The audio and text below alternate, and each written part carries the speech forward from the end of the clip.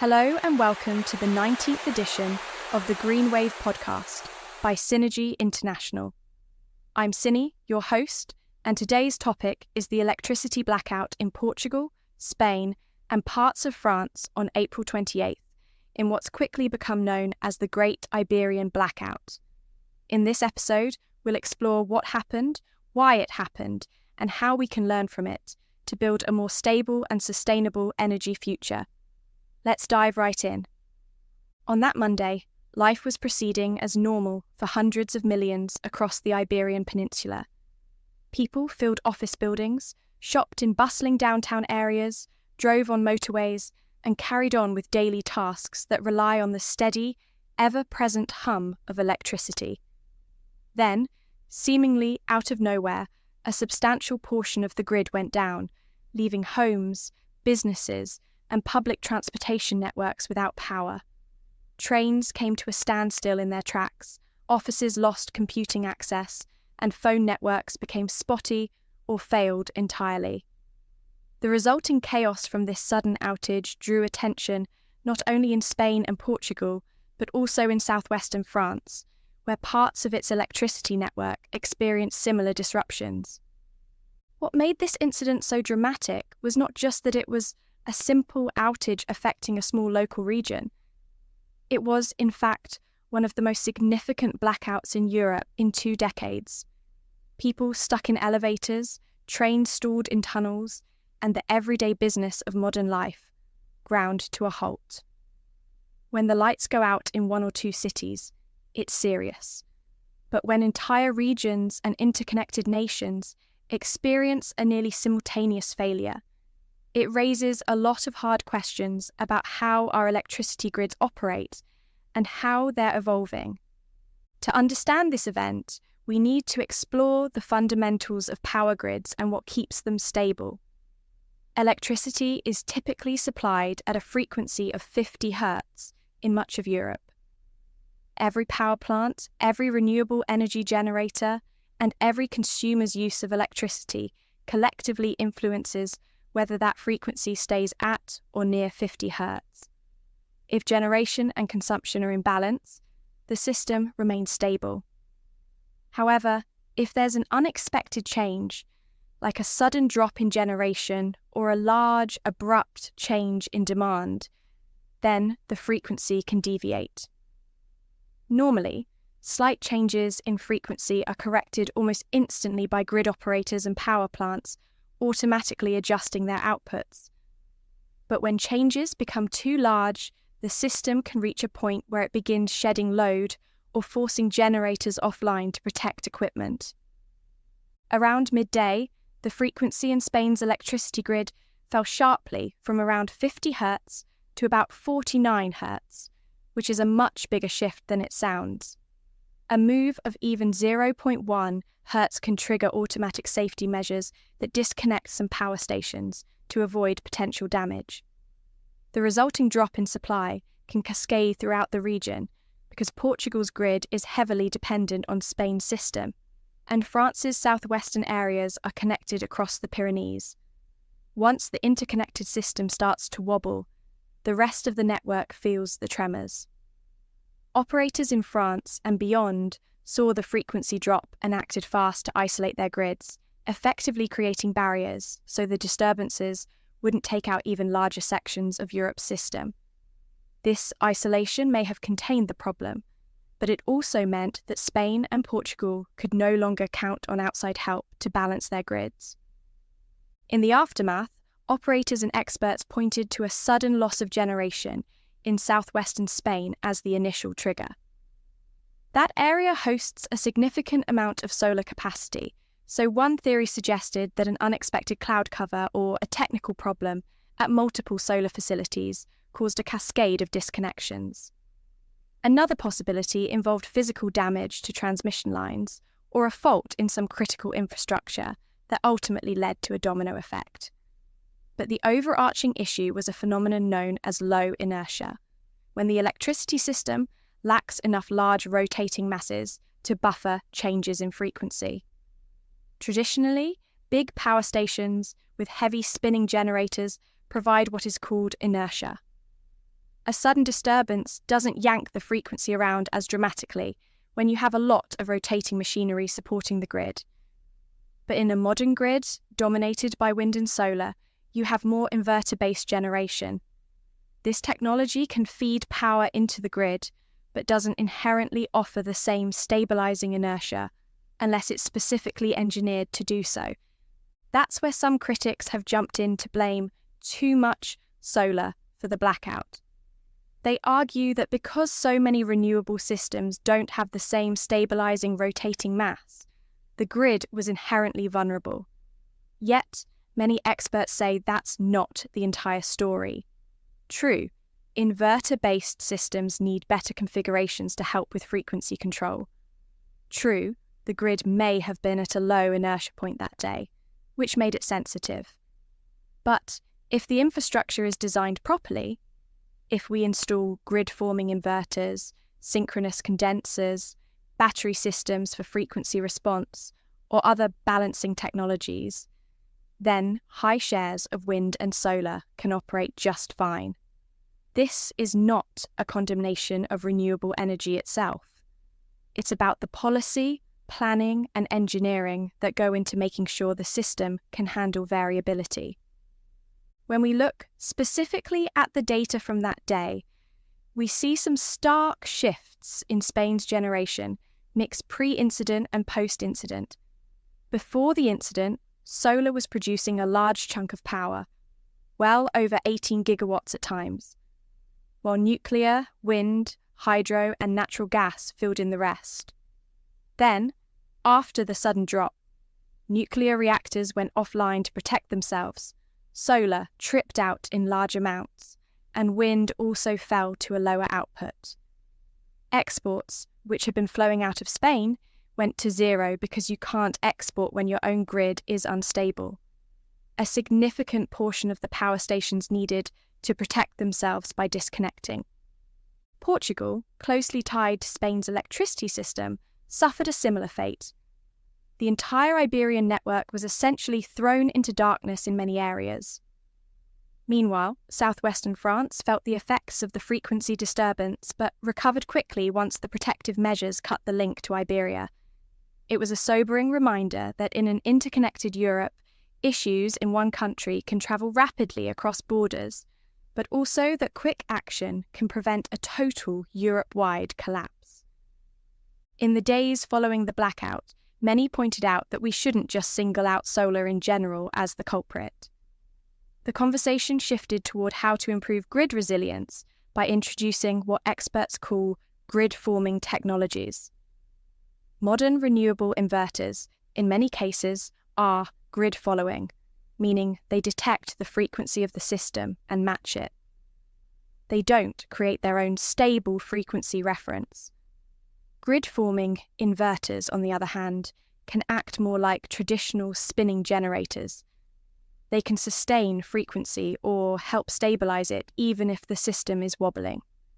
It's a more advanced approach that allows renewables to provide an element of inertia, or at least inertia-like behavior, when needed. Batteries can also become big players here. Though some people like to jokingly say that we're going to solve the entire planet's problems by plugging in a big battery, there is some truth in the fact that battery systems are extremely fast at responding to frequency deviations. 1 megawatt of batteries can provide frequency regulation that, in some respects, is equivalent to multiple megawatts of spinning generation. But that only works if the rules and markets exist to incentivize installing batteries as part of grid stabilization, not just for energy arbitrage. Many see places like Spain as lagging behind in the rollout of large-scale batteries and the regulatory frameworks that would encourage their deployment. It's one thing to talk about the importance of batteries, but until you have policies that reward their contribution to frequency regulation, it's a slow process to bring them online. Across Europe, the conversation is turning to how to manage an electricity system that is more decentralized and more reliant on renewables. Currently, renewable electricity is rising sharply around the world. In Europe alone, roughly 45% of electricity comes from renewable sources, a number that's been climbing year after year. Globally, around 30% of the electricity mix is now renewable. The next decade is poised to see huge growth in solar and wind as prices continue to drop and governments commit to net zero targets. Many forecasts show that by 2035 or 2040, countries like Spain, Germany, Portugal, and others could see renewables exceed 80% of their power mix. As a very recent example, on April 18th, Spain produced 100% of its electricity needs from sustainable sources. On a worldwide level, we may be heading for a scenario where at least half of global power is renewable by around 2030 to 2035, depending on policies and investment flows. This is a momentous shift that promises massive reductions in greenhouse gas emissions and helps us combat climate change. However, that shift also comes with the need for robust grid infrastructure. Grids must be capable of handling sudden changes in output from wind or solar when weather shifts occur. We need better interconnections between countries, so power can flow where it's needed when it's needed.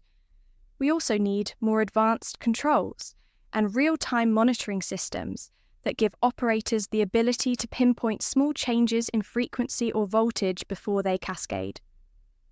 Synchronous capacitors or synchronous condensers can be installed to mimic the inertia effect of old-fashioned spinning generators, and new codes might require renewable plants to be designed with ride-through capabilities so they don't trip offline at the first sign of frequency trouble. What happened on April 28th was, in many ways, the perfect storm. There were high levels of solar output at midday. There may have been some unexpected technical faults. The low inertia in the system made it vulnerable. As soon as one major portion of the system shut down, the frequency drop forced other parts to follow, including nuclear plants that will trip offline to ensure safety if the grid gets too unstable. The result was a very large-scale blackout that took many hours to restore. Cities came back online gradually, piece by piece, as grid operators meticulously synchronized different areas. People recognized just how deeply their daily routines hinge on electricity. No lights, no mobile data, no coffee machines, no trains, no functioning traffic signals. Modern life without power is jarringly inconvenient at best, and downright hazardous at worst. In the aftermath, some personalities argued that we should slow down the deployment of renewables, but the more nuanced view is that we should accelerate improvements in grid technology. We know how to handle high shares of renewables. Countries such as Denmark, which can generate well over 100% of its demand from wind alone on a blustery day, rely on strong interconnections to neighbouring nations, advanced forecasting, and well-developed market structures to handle the fluctuation. South Australia, which suffered a statewide blackout years ago, has installed large-scale batteries and advanced inverter settings. Now, it regularly operates with a very high share of wind and solar, without repeated blackouts. The solutions are out there.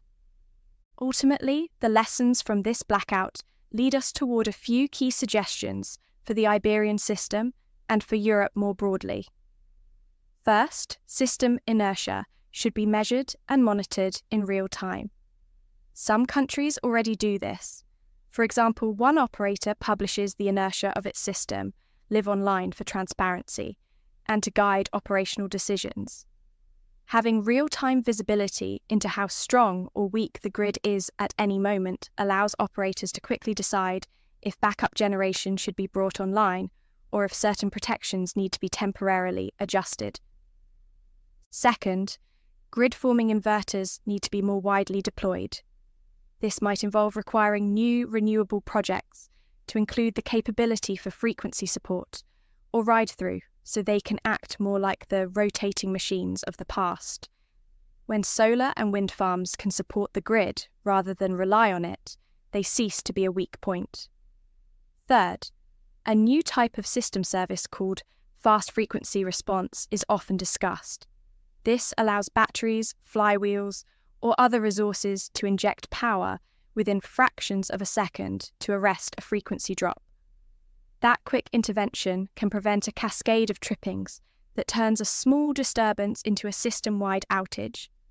Fourth, investing in synchronous capacitors or synchronous condensers can help provide some of the rotational inertia that's missing from the system. These devices are basically large, rotating machines that aren't tied to actual power generation. They spin along with the grid frequency and help stabilize voltage and frequency. They don't replace power plants, but they do give some breathing room when the system experiences sudden jolts. Fifth, it's vital to keep building interconnectors and improving cross-border capacity. One of the big challenges for Spain and Portugal is that there are limited transmission lines crossing into the rest of Europe. Being an energy island means you can't easily rely on continental neighbours to help stabilise the grid. If more cables and lines are built, particularly some high-voltage direct current lines, then there's a better chance for power to be shared both during normal times and crises. However, building new interconnections also requires carefully designed protective systems so that a problem in one region doesn't automatically spill over into the rest of Europe. Finally, coordination between regulators, policymakers, operators, and private investors is essential. It's not enough to just have the technology in place. There need to be markets and regulations that incentivize or even mandate the use of best practices. If the rules don't allow batteries to be compensated for providing grid stabilization, then the business case for installing them is weaker. If grid operators don't have the authority to require certain performance standards, then new solar and wind farms might go with cheaper grid-following inverters that can't provide the needed ride-through. When we look at the broader picture, this incident should not deter us from pressing forward with renewables. Instead, it should remind everyone that as the energy transition accelerates, the supporting policies and infrastructure need to keep pace. The European Union has expressed strong commitments to developing renewable energy, aiming to lead the world in clean tech deployment, carbon reduction, and green industrial policy. Ambitious climate and energy targets for 2030 and 2050 demand that we move quickly. But we can't focus only on adding capacity to the grid. We must ensure the grid itself can handle the ever-growing share of renewables. That means improving storage deployment, batteries, pumped hydro, compressed air, or any other viable technology. It also means building resilient networks that incorporate advanced digital monitoring and control. In many ways, the blackout of April 28th can be seen as a wake-up call for everyone. It confirms we are living in a time of transition, where older assumptions about stable baseload power from traditional plants are giving way to distributed, flexible, and low-carbon systems. Whenever there's change, there are also vulnerabilities if preparations aren't thorough. Just as your smartphone needs frequent software updates to patch vulnerabilities, our grids require continuous upgrades, both physical and regulatory, to handle the stresses of this new era. One forward-thinking perspective is that events like these create opportunities for technological and business model innovation. Companies that specialize in inverter technology, battery solutions, or advanced grid software can showcase how their systems can prevent or minimize blackouts. European countries can develop expertise in these areas and then export that know-how around the world, helping other regions integrate renewables more smoothly. There's a positive side to confronting challenges. It can spur faster development of better solutions. The takeaway is simple.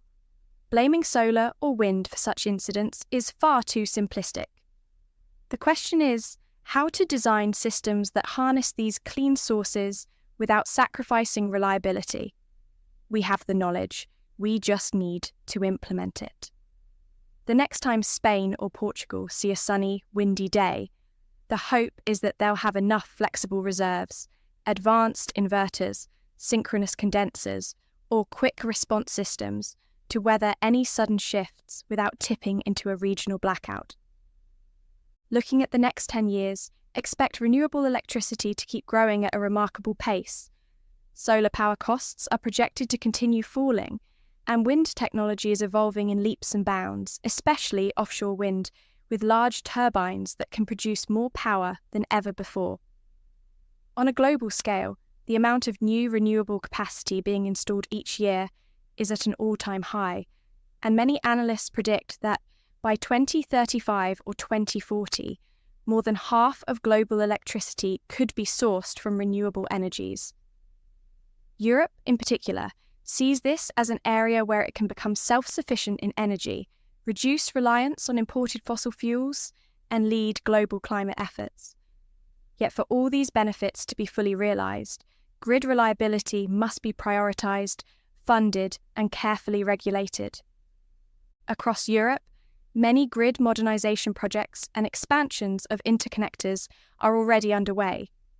We'll likely witness a surge in battery storage installations, especially in regions with high solar penetration.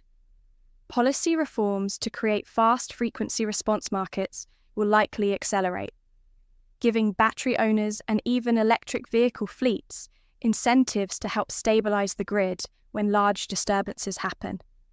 Smart grids, microgrids, and digital control technologies are also playing a growing role, enabling local communities and industries to manage their own generation and consumption in a way that lightens the load on the broader system. From a policy standpoint, it's crucial that national governments in places like Spain and Portugal collaborate closely with the private sector.